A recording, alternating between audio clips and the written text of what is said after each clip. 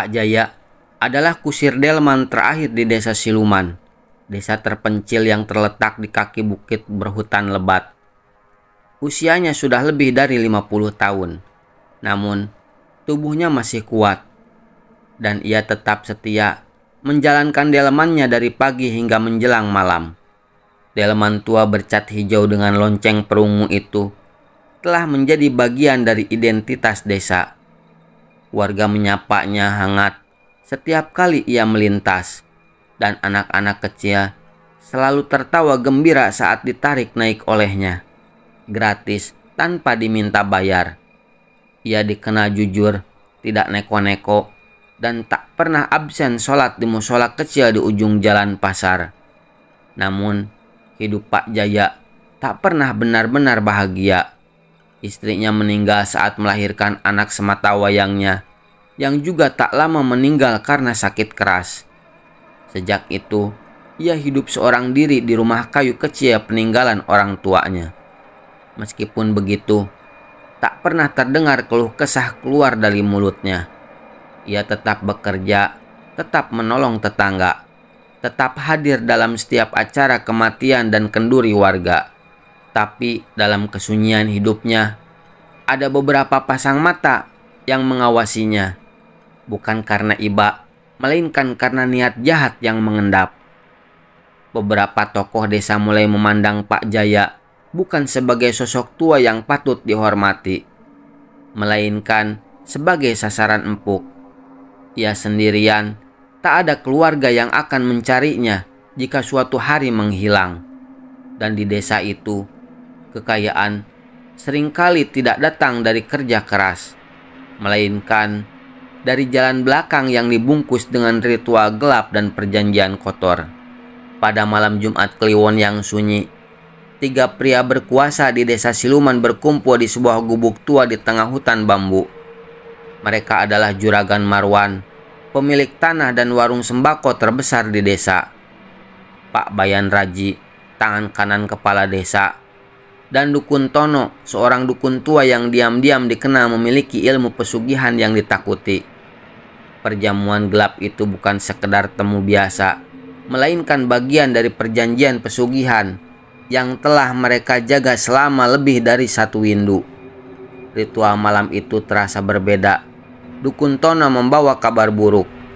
Tumbal lama mereka, seorang gelandangan yang mereka korbankan beberapa tahun lalu, sudah tak lagi memberi tenaga.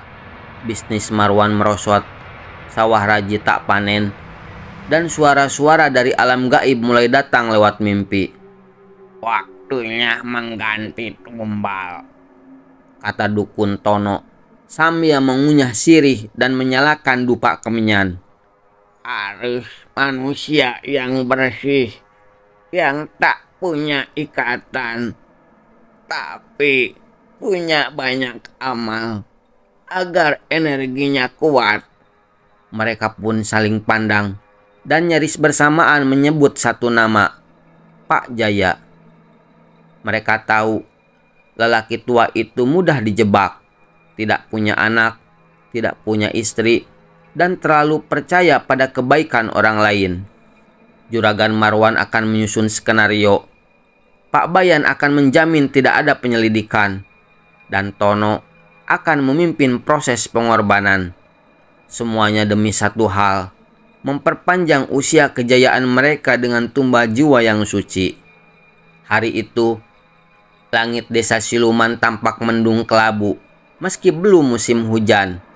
Pak Jaya sedang membetulkan roda delmannya yang mulai aus, ketika seorang pemuda asing menghampirinya di warung kopi. Ia membawa pesan dari seorang tuan kaya yang ingin menyewa jasa Pak Jaya untuk mengantar barang ke kebun dekat hutan saat malam nanti. Bayarannya besar, bahkan 3 kali lipat dari tarif biasanya.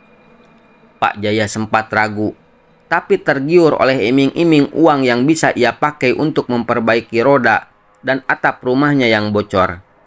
Dalam hatinya, ia berdoa, semoga perjalanan malam itu membawa rezeki bukan petaka. Malam harinya, Pak Jaya mengenakan jaket tebal dan membawa lampu minyak kecil. Ia menunggu di bawah pohon besar tempat yang dijanjikan. Tidak lama, datang dua lelaki bertubuh besar dengan wajah tertutup sorban gelap.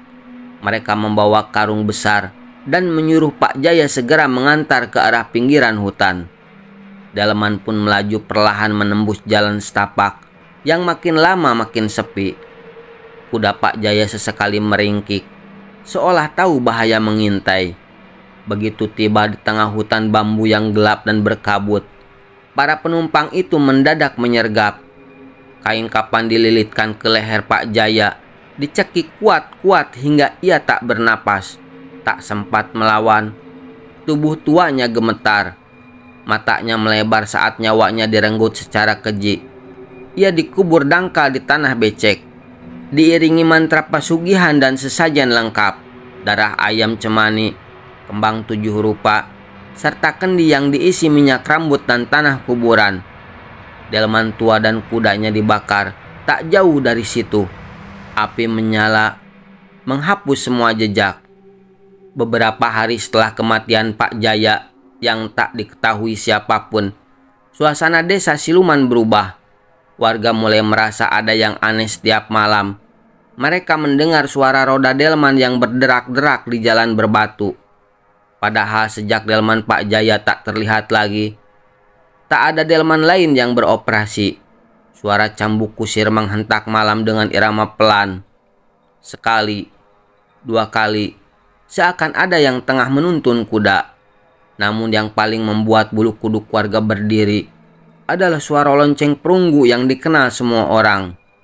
Lonceng khas delman milik Pak Jaya, berbunyi lirih saat angin malam berhembus pelan. Warga mulai ketakutan. Beberapa orang yang nekat keluar malam bersaksi melihat bayangan putih duduk di atas delman tak terlihat, melintas perlahan di depan rumah mereka. Sosok itu duduk tegak, dibungkus kain kapan kotor dan membawa cambuk kusir. Matanya melotot kosong dan wajahnya rusak seperti terbakar. Bahkan kudanya tidak terlihat, tapi tanah di jalan memperlihatkan jejak tapak kaki kuda basah.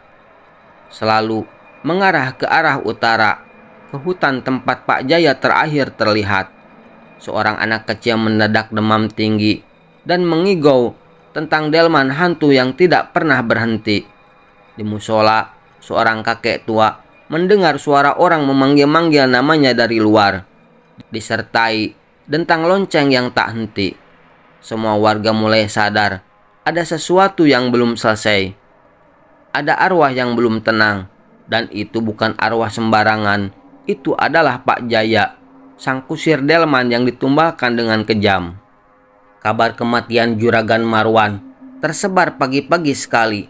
Tubuhnya ditemukan di kandang sapi miliknya dengan kondisi mengenaskan.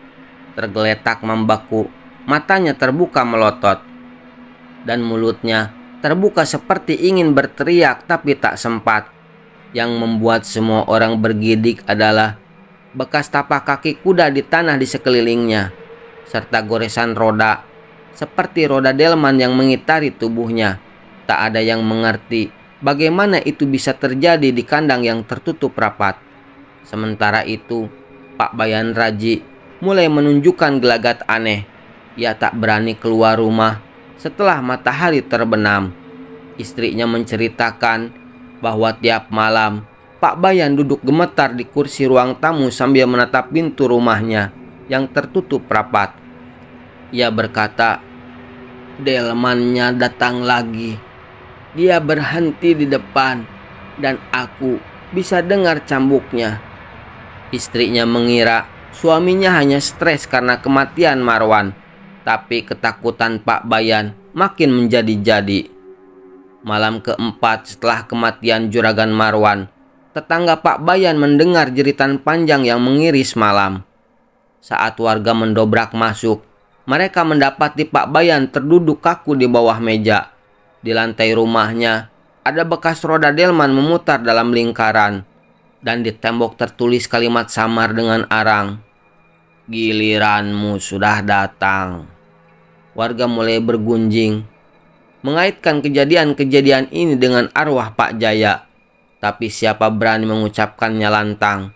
Semuanya masih memilih diam, takut mengundang sosok kusir yang kini pulang sebagai pocong pembawa kutukan.